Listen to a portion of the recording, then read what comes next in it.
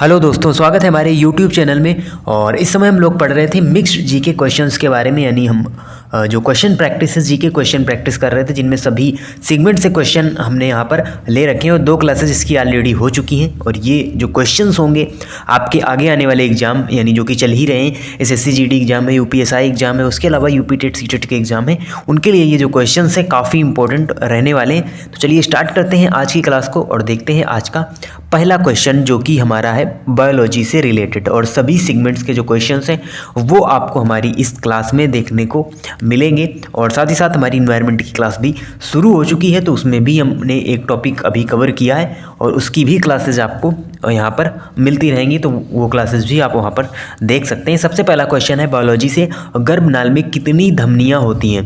तो ये संख्या आपको बतानी है, गर्भनाल में जो धमनियों की संख्या है वो कितनी होती है। बट इससे पहले हम यहाँ पर देख लेते हैं कि जो हमारी धमनियाँ हैं या जो सिराएँ हैं वो किसे कहते हैं और क्या इनका काम होता है, क्योंकि बहुत सारा जो कन्फ्यूजन है वो हमारा होता है आर्टरीज और वेंस से, क्योंकि हम यहाँ पर समझ नहीं पाते कि इनका जो एक्चुअल वर्क है वो क्या होता है। साथ ही साथ कुछ एक्सेप्शन भी इसमें देखने को मिलते हैं, तो इस टॉपिक को हम अच्छी तरीके से समझ लेते हैं, जिससे कोई भी कन्फ्यूजन आपका नहीं रहेगा। तो देखिए, सबसे पहले हम बात करते हैं धमनी के बारे में, जिसे हम इंग्लिश में क्या कहते हैं, आर्टरी, या इसे ही धमनियाँ जब कई सारी हो जाती हैं तो आर्टरीज इसे हम कहते हैं। और धमनी का जो मुख्य कार्य होता है ये होता है शुद्ध रक्त को पूरे शरीर में ले जाना। शुद्ध रक्त को ले जाना कहाँ पर? अंगों में। देखिए, अंगों को कार्य करने के लिए रक्त की आवश्यकता पड़ती है, और वो रक्त कैसा होना चाहिए? शुद्ध होना चाहिए। और जो शुद्ध ब्लड है, यानी प्योर जो ब्लड है, वो अंगों में पहुंचाने का जो कार्य होता है वो होता है यहाँ पर धमनियों का। लेकिन इसमें भी एक्सेप्शन हम ये कह लें कि वो जो, अगर आपसे स्पेशल 2 चीज़ें यहाँ पर आपको ध्यान रखनी है, जिनमें एक है पल्मोनरी धमनी, जो कि धमनी के ठीक उलट कार्य करती है। यानी जो पल्मोनरी धमनी होती है, जब ये आपसे पूछा जाए, आपको कंफ्यूज बिल्कुल भी नहीं होना है। जब यहाँ पर नाम आ जाए पल्मोनरी धमनी का, तो पल्मोनरी धमनी में बहता है कैसा रक्त?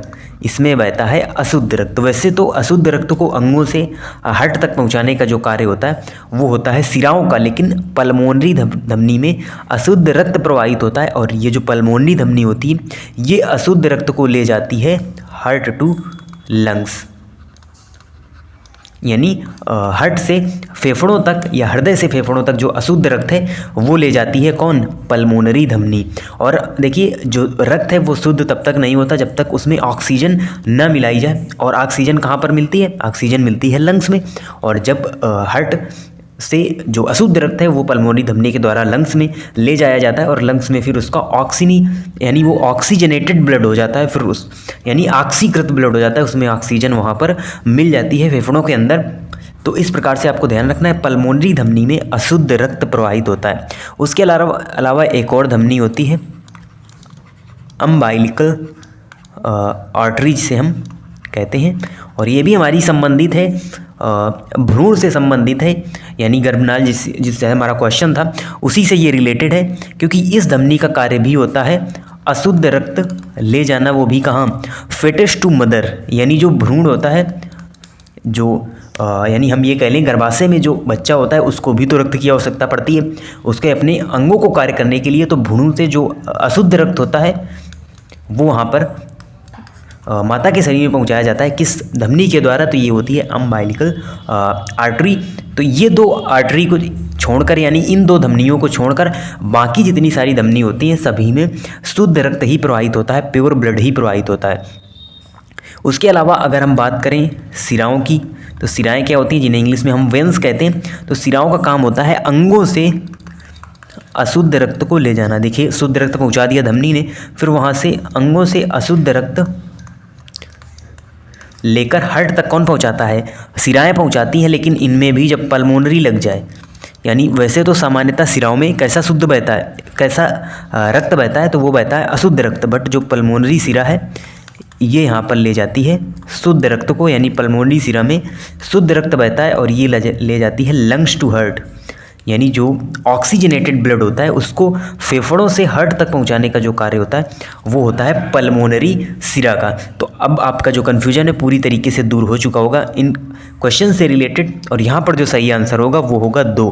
तो गर्भनाल में 2 धमनियाँ होती हैं, क्योंकि जो गर्भाशय में जो बेबी है यानी जो भ्रूण है उसको भी अपने अंगों को संचालित करने के लिए ब्लड की आवश्यकता पड़ेगी, इसीलिए 2 धमनियों से वहाँ पर ब्लड जाता है। बढ़ते हैं अगले क्वेश्चन की ओर। और अगला क्वेश्चन है, भारत के संविधान के अनुच्छेद यानी किस अनुच्छेद में अनुसूचित जातियों और अनुसूचित जनजातियों के लिए लोकसभा में सीटों के आरक्षण की अवधारणा को रेखांकित किया गया है? तो ये किया गया है आर्टिकल 330 के अंदर। तो आर्टिकल 330 के अंदर ये प्रावधान किया गया है कि जो लोकसभा की सीटें हैं उनमें आरक्षण दिया जाएगा, जिससे जो एसटी और एससी कैंडिडेट हैं यानी उनका भी प्रतिनिधित्व लोकसभा में बना रह सके, क्योंकि India is a democratic country, so it is very mandatory to यानी रिप्रेजेंट, यानी वो स्वयं को रिप्रेजेंट कर सकें, अपनी जो भी अपना समुदाय है उसको रिप्रेजेंट कर सकें, इसलिए ये प्रावधान किया गया है। अगला क्वेश्चन है हमारा हिस्ट्री से रिलेटेड। चंद्रनगर 23 मार्च 1757 को ब्रिटिश नौसेना द्वारा कब्जा कर ली गई एक कॉलोनी थी, यानी ब्रिटिश ने इस पर कब्जा कर लिया, चंद्रनगर पर कब्जा कर लिया। और ये पहले किसके अंडर हुआ करती थी? तो ये हुआ करती थी फ्रेंच कॉलोनी। तो फ्रेंच यानी फ्रांसीसी अंग्रेज़ों के बीच कई सारे युद्ध हुए और अंग्रेज़ों ने फ्रांसीसियों से यानी फ्रेंच से ये जो चंद्रनगर था ये वहाँ पर कब्जा कर लिया था ब्रिटिश नौसेना ने 23 मार्च 1757 को। और 1757 में ही एक इम्पॉर्टेंट बैटल भी हुआ था जो था प्लासी का युद्ध, और अंग्रेज़ों ने इसे जीत लिया था। तो चंद्रनगर किसकी पहले कॉलोनी थी? ये कॉलोनी थी फ्रेंच कॉलोनी, बट ब्रिटिशर्स ने इसको अपने कब्जे में कर लिया था। अगला क्वेश्चन है अवार्ड से रिलेटेड। ICTP रामानुजन पुरस्कार किस क्षेत्र में उत्कृष्टता के लिए प्रतिवर्ष दिया जाता है? तो देखिए नाम से ही आप यहाँ पर समझ जाएंगे कि रामानुजन गणित से रिलेटेड है, यानी जो रामानुजन है ये एक प्रसिद्ध यानी फेमस गणितज्ञ हैं और इन्हीं के नाम पर ये अवार्ड दिया जाता है गणित भाषा में उत्कृष्टता के लिए। तो यहाँ पर सही आंसर होगा गणित। अगला क्वेश्चन है आर्ट एंड कल्चर से रिलेटेड और इसमें एक नृत्य है आलूयट्टू। तो जो आलूयट्टू किस राज्य का एक लोक नृत्य है? तो देखिए कभी कभी आपसे कुछ हटकर लोक नृत्य पूछ लिए जाते हैं, आप वैसे सामान्यतः याद रखते हैं, ट्रिक से याद रखते हैं, जो लोक नृत्य हैं वो याद रखते हैं, जिनमें फेमस है हमारे जो शास्त्रीय नृत्य हैं आपको बिल्कुल रटे होंगे विद स्टेट। बट कभी कभी आपसे कुछ अनएक्सपेक्टेड नृत्य पूछ लिए जाते हैं, इसीलिए आपको डीपली इसमें पढ़ना जरूरी है आर्ट एंड कल्चर के अंदर। तो आलूयट्टू जो लोक नृत्य है ये कहाँ का लोक नृत्य है? ये है नागालैंड का लोक नृत्य। बढ़ते हैं अगले क्वेश्चन की ओर। अगला क्वेश्चन एक बार फिर बायोलॉजी से। लसिका सफ़ेद रक्त कोशिकाओं से निर्मित एक हल्का साफ तरल पदार्थ है जो रक्त में हानिकारक डैश पर आक्रमण करता है। किस पर आक्रमण करता है? तो देखिए जो वाइट ब्लड सेल्स होती हैं यानी सफ़ेद रक्त कणिकाएं वो होती हैं हमारी WBC और इन्हीं में पाया जाता है क्या? लसिका। तो WBC भी कई प्रकार की होती हैं और इनका मुख्य कार्य होता है शरीर की रोगों से रक्षा करना। WBC का जो प्रमुख कार्य होता है शरीर की रोगों से रक्षा करना। और ये जो लसिका पाया जाता है WBC में ये रक्त में जो हानिकारक जीवाणु होते हैं उनको यहाँ पर आक्रमण करता है, उन पर आक्रमण करता है। और WBC जो हमारे उसके लिए ज़रूरी होते हैं यानी जो हमारा इम्यूनिटी सिस्टम होता है उसके लिए आवश्यक है WBC। बट अगर WBC की अधिकता हो गई तो वो भी हमारे लिए हानिकारक है, यानी WBC की कमी तो हम जो इम्यूनिटी होगी वो हमारी कम हो जाएगी अगर WBC की कमी होती है। और अगर वृद्धि होती है तो ये फिर क्या करने लगता है? WBC RBC कोशिकाओं को यानी रेड ब्लड सेल्स को खाने लगता है, तो उससे भी कई सारे रोग यहाँ पर जनरेट होते हैं। तो ये आपको याद रखना है। अगला क्वेश्चन है सेल के अंतर्गत आने वाले स्टील प्लांट निम्न में से यानी सेल के अंतर्गत जो एक स्टील प्लांट आता है वो किस स्थान पर स्थित है? तो देखिए ये जो प्लांट है ये स्थित है आपका भिलाई में। तो भिलाई में स्टील प्लांट है वो सेल के अंतर्गत आता है। अब यहाँ पर सेल क्या है? तो ये है steel authority of India limited. Steel authority of India limited SAIL जो कि भारत की एक कंपनी है, स्टील कंपनी है और इसका एक प्लांट है, बहुत सारे प्लांट है देश में अनेक अलग अलग जगह में इसके, लेकिन जो स्टील प्लांट है इसका वो भिलाई में है, यानी इन चारों में अगर हम बात करें तो भिलाई में स्थित है स्टील प्लांट, वो सेल के अंतर्गत ही आता है। अगला क्वेश्चन है निम्न में से कौन सी ब्रह्मपुत्र नदी की एक सहायक नदी है जो भूटान से होकर बहती है? तो ऐसा ज़रूरी नहीं है कि केवल और केवल आपसे इंडियन रिवर ही पूछी जाए, आपसे पूरे वर्ल्ड की रिवर भी पूछी जा सकती है और वही यहाँ पर पूछी गई है भूटान से होकर जाने वाली नदी, और इसका सही आंसर होगा वांगछू नदी जो ब्रह्मपुत्र नदी की सहायक नदी है और भूटान से होकर जाती है। अगला क्वेश्चन है सिखों का प्रसिद्ध तीर्थ स्थल श्री हरमिंदर साहब कहाँ स्थित है? तो देखिए पटना में उतने ज़्यादा जो सिख समुदाय है वो आपको देखने को नहीं मिलेगा, तो ये आप यहाँ पर एलिमिनेट कर सकते हैं। बट बात करें अगर हम मनाली जो कि हिमाचल प्रदेश में है, जालंधर, अमृतसर, 3 में आपको कन्फ्यूजन हो सकता है, क्योंकि यहाँ पर जो सिख धर्म से रिलेटेड लोग हैं वो यहाँ पर ज़्यादा आपको देखने को मिलेंगे। तो तीर्थ स्थल भी यहाँ पर आपको ज़्यादा देखने को मिलेंगे।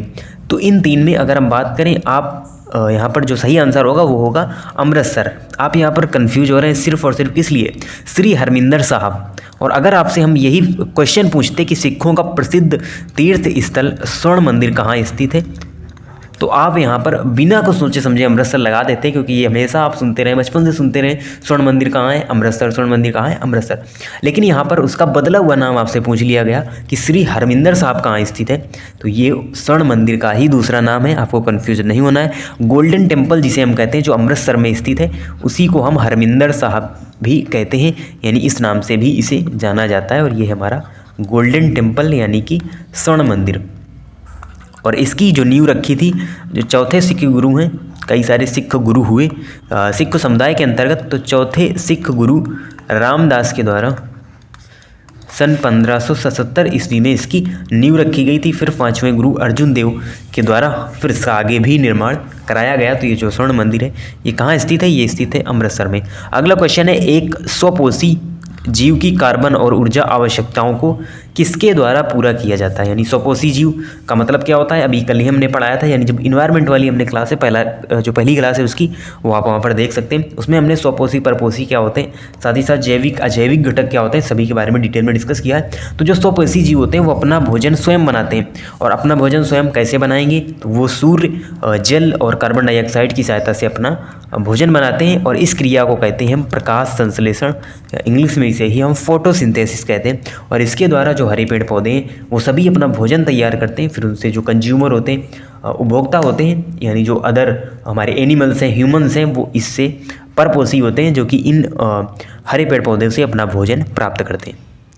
अगला क्वेश्चन है, भारत के संविधान के किस अनुच्छेद में राष्ट्रपति की अध्यादेशों को घोषित करने की शक्ति निहित है। यानी अध्यादेश की घोषणा जो राष्ट्रपति है किस अनुच्छेद के अंतर्गत कर सकता है, तो ये है अनुच्छेद 123 यानी अनुच्छेद 123। और इसी को आपस में बदल देंगे अनुच्छेद 213, तो ये हो जाएगी राज्यपाल की अध्यादेश की शक्ति।